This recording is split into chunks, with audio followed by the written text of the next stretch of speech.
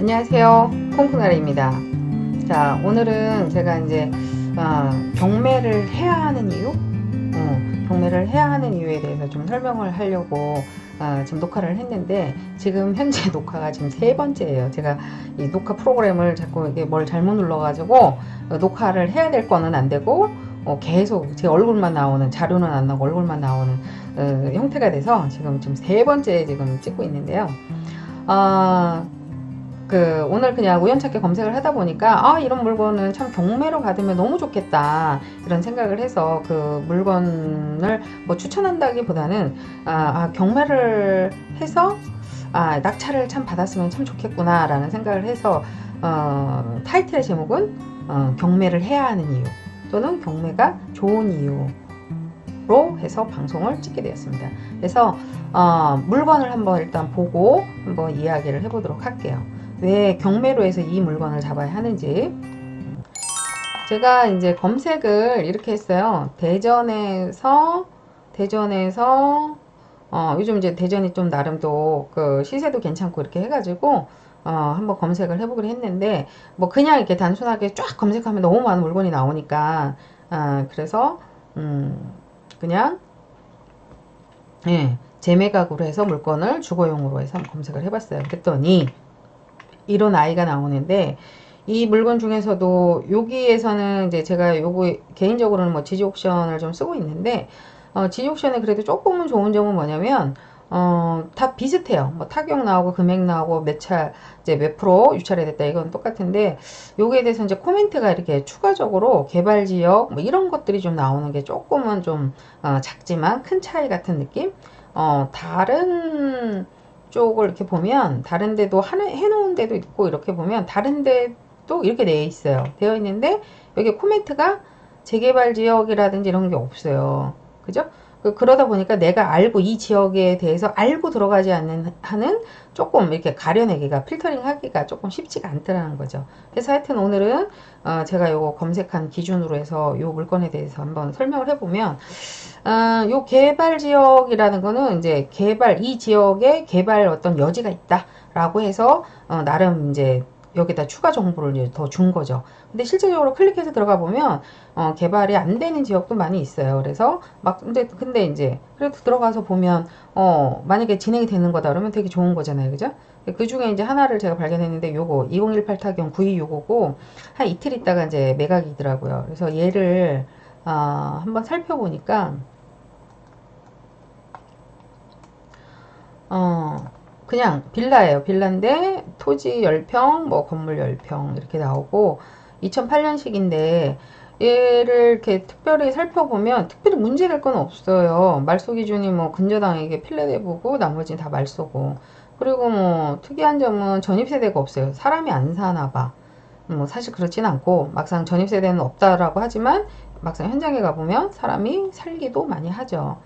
근데 이제 여기서 재매각이라고 나왔다라는 건 누군가 이제 낙찰을 받아놓고 대금을 내지 않았기 때문에 이제 대금 미납인 거죠. 그래서 황땡땡이라는 사람이 5,100에 낙찰을 받았음에도 불구하고 잔금을 납부를 안 했어요. 원래는 이제 감정가가 6,300이었으면 5,100이면 나쁘지 않은 건데, 그죠? 근데 이제 잔금을 안 냈다라는 건 여러 가지 뭐 이유가 있겠죠. 저희도 그냥 유추해 볼 수 있는 거는, 이 사람이 막상 뭐 그 나머지 잔금을 갖다가 낼 수 없는 뭐 형편이 됐다든가, 아니면 대출이 나올 줄 알았는데 대출이 안 나온다든가, 뭐 여러 가지 이유가 있을 수 있죠. 그래서 그 부분은 여러분들이 만약에 입찰을 들어가신다고 하면 좀 어느 정도는 좀 알아보시고 들어가셔야 되는데, 제가 봤었을 때는 이 서류상에 글쎄 뭐 권리 분석에도 별 문제가 없고, 명도도 뭐 지금 사람이 없는 상태고, 그래서 그렇게 어려워 보이지 않고, 그러는데 왜 이렇게 대금을 안 냈을까에 대한 생각은 조금 있어요. 그래서 현장에 제가 가보지 않았으니까 아직 잘 모르겠는데, 저는 이 물건에 대한 이제 가치를 어떻게 봤냐면, 이게 이제 이 물건은 이제 사진을 한번 살펴보면 한 2008년식이니까 그렇게 오래되지는 않았어요. 방은 뭐 10평이니까 원룸 형식으로 해서 뭐 한 칸이나 두 칸 정도 있을 것이고, 뭐 이렇게 되어 있는데, 지도를 한번 이렇게 보니까 이제 요런 아이가 여기에 있는 아이예요. 이게 있는 아이인데 여기 이렇게 실성으로 되어 있는 데가 있죠. 여기가 선화 3 주택 재개발, 선화 2 주택 재개발, 선화 1 주택 재개발. 그래서 선화 용도 재정비 촉진지구 이쪽 섹터 안에 들어간 아이 중에 하나라는 거죠. 그죠? 그래서 물건의 가치가 좀 있을 수 있겠다라고 생각을 좀 했었고, 또 그 다음에 여기가 지금 여기 연두색이라는 데가 어디예요? 지하철이에요. 대전에. 그래서 걸어서 뭐 도보로 한 5분 6분 정도면 또 지하철을 탈 수가 있는 그런 아이라는 거죠. 그래서 괜찮다. 어떤 입지적인 것도 괜찮고 이 재개발에 대한 가치도 괜찮다라고 해서 제가 봤고, 얘를 한 번 더 설명을 해서 이렇게 보면 요런 아이의 지적도를, 그래서 목 3구역, 선화 B구역, 선화구역. 그랬는데 여기 선화 B구역이라는 거죠. 그리고 아까 왜 지하철, 중구청역, 서대전 내거리, 오룡역 이렇게 있는데, 이쪽은 이제 보이진 않지만 이쪽 오른쪽에는 대전역이 있고, 여기 오룡역 옆에는 또 서대전역이 있어요. 그래서 KTX, 서대전역은 뭐야? 그죠? 거기를 갔다가 갈 수가 있죠. 호남선하고 서울로 오르락 내릴 수 있는 KTX가 서고, 대전역은 경부선하고 서울하고 움직일 수 있는 KTX가 서고. 그래서 실제 저도 대전 출장을 옛날에 회사 다닐 때 많이 다녔는데, 뭐 광명에서 타면 한 25분? 뭐 이 정도밖에 안 걸려요. 그래서 되게 좋았던, 교통이 되게 좋았던. 그리고 실제 여기서 대전 IC까지 빠져나가는데 한 10분 정도 걸려요. 그리고 여기서 자세히 보면 학교가 되게 많죠. 학교. 그래서 학군도 되게 좋고, 이런 호수도요고나 충남요고 같은 경우는 되게 역사도 되게 깊고 되게 이제 괜찮아요. 그래서 이런 부분도 같이 한번 보시면 괜찮겠다라는 생각을 했고, 여기 한번 더 자세히 보면 요 빨간색 이 그 대상 지역인데, 아까 이제 오룡역 그 옆에 서대전역이 있고 대전내거리역, 중구청역 있고 오른쪽으로는 대전역이 있다라는 거예요. 그래서 위치적으로도 상당히 우수하다는 생각이 들었습니다. 그래서 여기에는 뭐가 들어오냐고 한번 제가 이제 검색을 해서 보니까 한진중공업 해모루가 들어오는데 862세대가 들어와요. 그래서 조합원이 182세대, 일반 분양 680세대. 되게 좋죠. 그러니까 사업성이 되게 좋은 것 같아.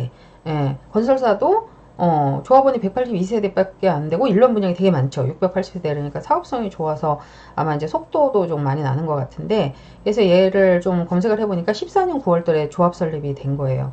조합 설립이랑 그냥 간단하게 그냥 얘기를 하면 나중에 이제 재개발 이런 지역 이런 것도 공부를 좀 하시면 아마 충분히 아실 건데, 자, 우리 그냥 쉽게, 제가 이제 쉽게 그냥 얘기를 하면, 그냥 우리 동네에 아파트 세울 거야. 새로 개발할 거야. 뭐 이런 그냥 개념이라고 보시면 돼요. 그게 14년 9월에 이제 공표화해서 조합 설립을 한 거고, 그 다음에 18년 3월 달에 사업 시행인가. 자, 구청이나 시청에다가, 자, 우리 동네에, 자, 이런 아파트를 지겠습니다. 허락해주세요. 라고 해서, 그걸 이제, 그 승인을 해준 거죠. 그게 이제 3월 달이라는 거예요. 작년.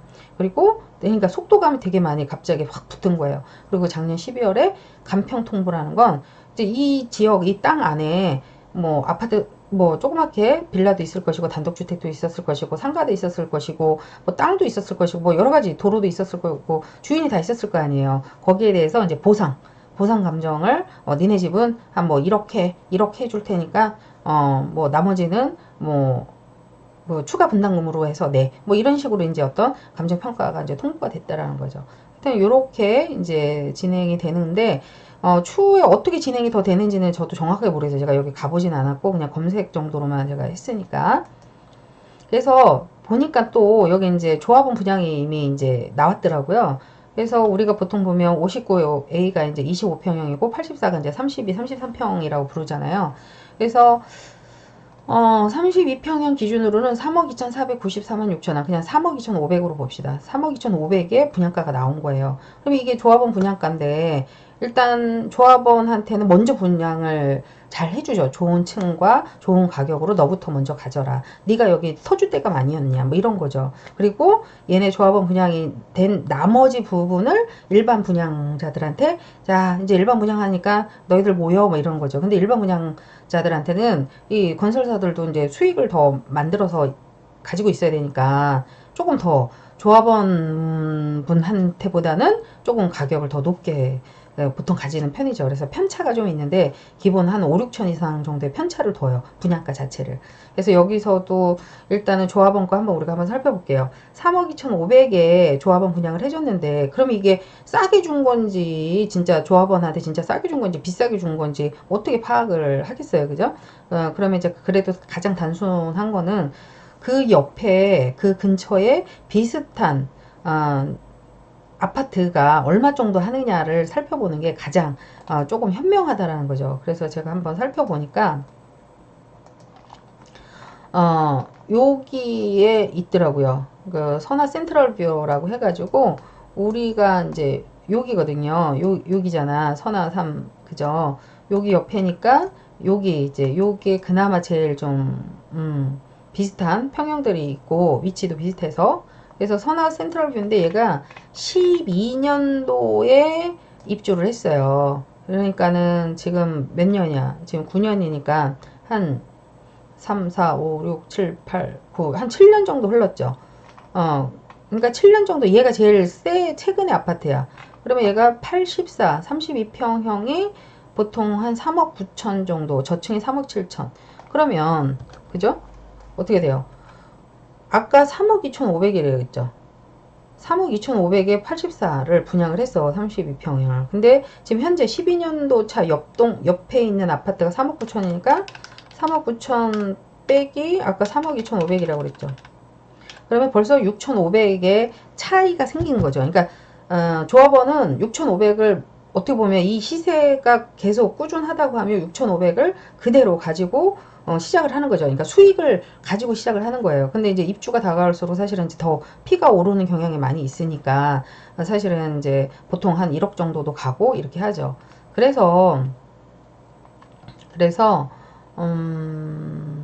이 경매가 이게 좋은 이유는 그런 거죠.